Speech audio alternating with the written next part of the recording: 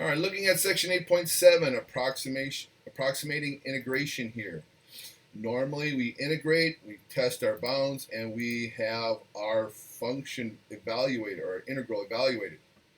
So if your f of x is continuous on a to b on a closed interval, your antiderivative capital F is the antiderivative or the integral of your function f, and we can evaluate and find the total area under our function.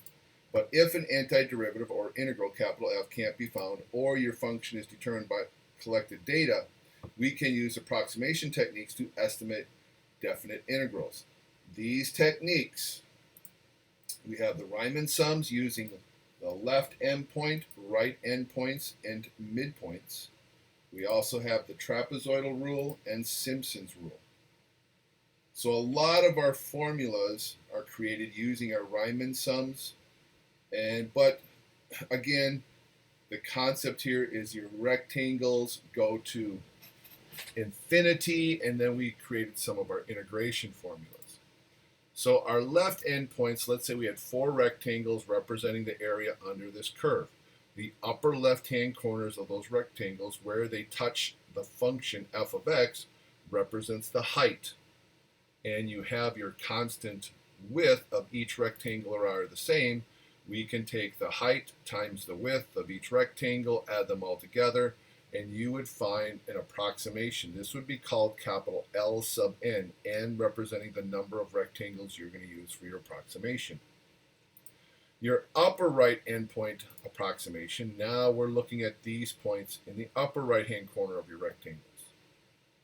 And again, so now your approximation is capital R for right endpoint of n, the number of rectangles, and you will find the height, and you will find the width, just like we did over here, but you have different height values this time. So again, left endpoints will basically say you're going to use the first 4 values here. When you break into rectangles, here it's the last 4. So every time you have rectangles, you're going to have 4 important x values, x sub 0 out to x sub n. So left uses the first 4 if you have 4 rectangles. R sub 4 would use the 4 rightmost values when we find them. All right. So again, you can see sometimes we're missing area, sometimes we have too much area, and people say, well, that stuff cancels out the smaller you make your rectangles, which, it's true. Again, this is all an approximation. The midpoint rule says, so you don't have such big gaps in your area, what if we put the middle of the rectangle on the graph, and so what's ever missing and whatever extra can kind of cancel each other out. So the midpoint rule, capital M sub n, of again 4 rectangles as it is in my example. Again, you're still going to find your change in x, that's the upper bound minus the lower bound divided by n. That was the same in the left and the right. And now you have to go and you have to find those 4 midpoints, which means x sub 0 plus x sub 1 divided by 2 to find x bar 1. And you do that for all your rectangles. And then those are the values you're going to plug into the formula. So our approximation is our change in x times the summation of f of x sub bar. So we can add those all up and multiply it by the width. Trapezoid rule, now you actually use all 5 values, and we're going to connect these together and make a trapezoid instead of a rectangle. And now the first thing you should notice is that when you do have a trapezoid, you will always have an underestimation when the curve concaves down. If it concaves up, you will have an overestimation. Whereas, just like in the midpoint, you might have a little bit extra on the top again, because you might have more going over the curve than what you have under the curve. So to find these areas, again, you need to find all those y values. So let me find them all: f of x sub 0, f of x sub 1, x sub 2, x sub 3, x sub 4. So the area of a trapezoid is the 2 bases, which are now your 2 heights, if you will, of the curve. you take the average of those two and you multiply it by the width, or if you're talking trapezoid, it would be your height. So my change in x, that's going to be all these widths. So what we're going to do is we're going to find these two heights and take their average. That's like the area formula for a trapezoid. You take the two parallel sides, you find their distances, and you add them together and divide by 2, and you multiply by the height of the trapezoid. Well, now we've got to switch our terminology here. Now the two parallel sides of our trapezoids are the height, and the old trapezoid height formula is the width. So we add these together. So here we go. Area 1, there's the two parallel sides, divided by 2, multiplied by the width. Same for a sub 2, a sub 3, and a sub 4. There's all 4 representations. The only thing I'm changing are the x sub values in my function values.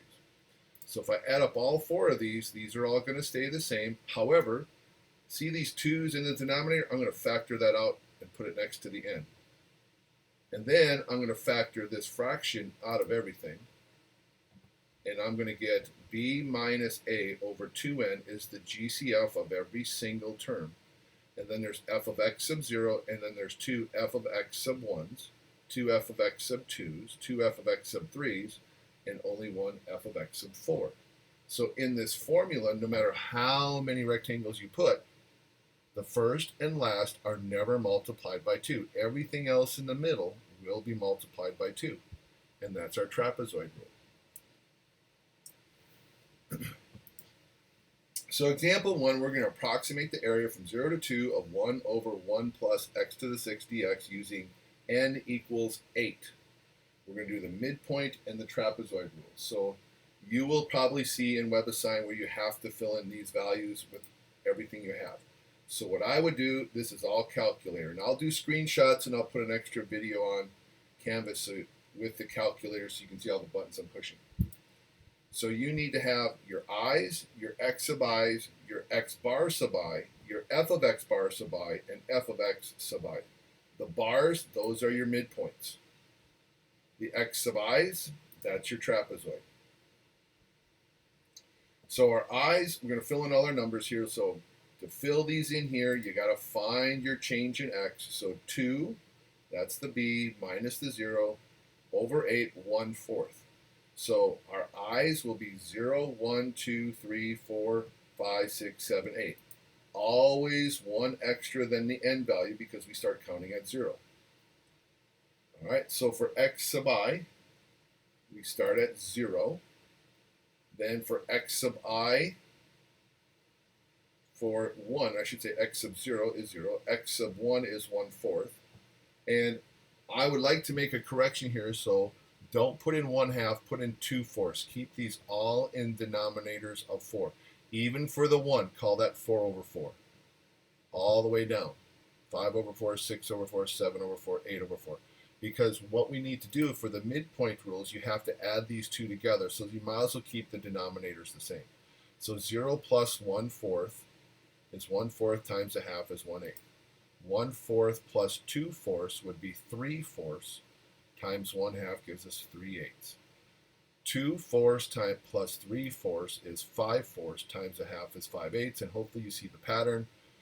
My numerator just keeps increasing by 2 every time, so I get that sequence of odd numbers in my numerator.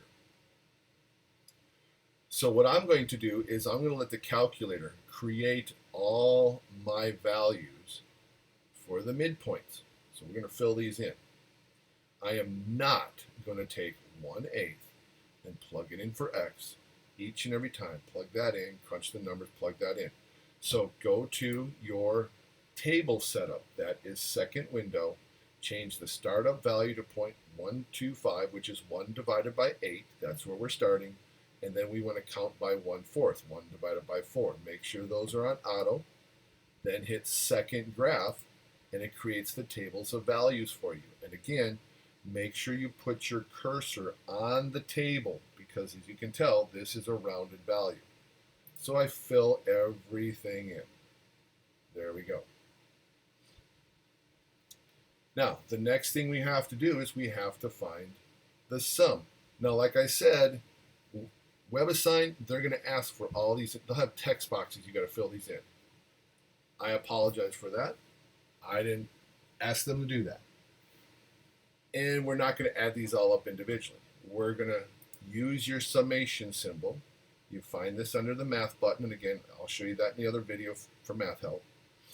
Then we're going to take our function y1, which is right here, and we're going to put in the 1/8, 3/8, 5/8, 7/8, 9/8, 11/8, 13/8, 15/8, all based on x going from 1 to 8.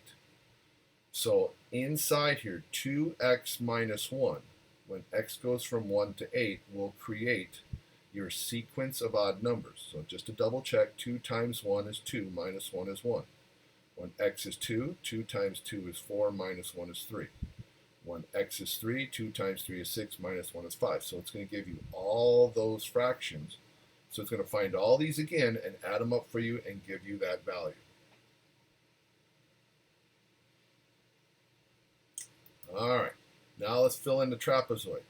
Now the trapezoid, you have to start at the 0. So we're going to change, go to second window, change your start at 0, keep your change in table at 0.25, that's perfect. So remember, this is for the trapezoid rule. So now we're going to change our formula here. So we go and fill in our, got ahead of myself there. We're going to fill in our data. So 1.99, just fill it in, fill in all the values. And again, I'm going to find the sum of that column. And that's going to be the summation from x equals 0 to 8 of y sub 1 over x over 4. So that was 0 over 4, 1 over 4, 2 over 4, 3 over 4. There's my values for each, all 9 x's, found the sum of every single value there. Now, remember what we said with the trapezoid rule. This number and this number are not going to be multiplied by 2. So keep that in mind. I'm going to come back to that. And what's really good, what you should do is right now grab those two values, and again, I'll show you it on my calculator. We're going to add those together and save those. So the midpoint rule says the following. It's b minus a over n, and then we add up all those values and multiply that to it. So our b minus a over n, that's our delta x. We have that 1/4. We have the sum of all those values. That was at 4.16443,702 right there. So let's go ahead and use that now. And there's my approximation. Trapezoid rule is b minus a over 2n. Okay, so that's going to be now 2 minus 0 over 8, or excuse me, 2 minus 0 over 16, which is 1/8. And now here we have to do, come back here, mouse.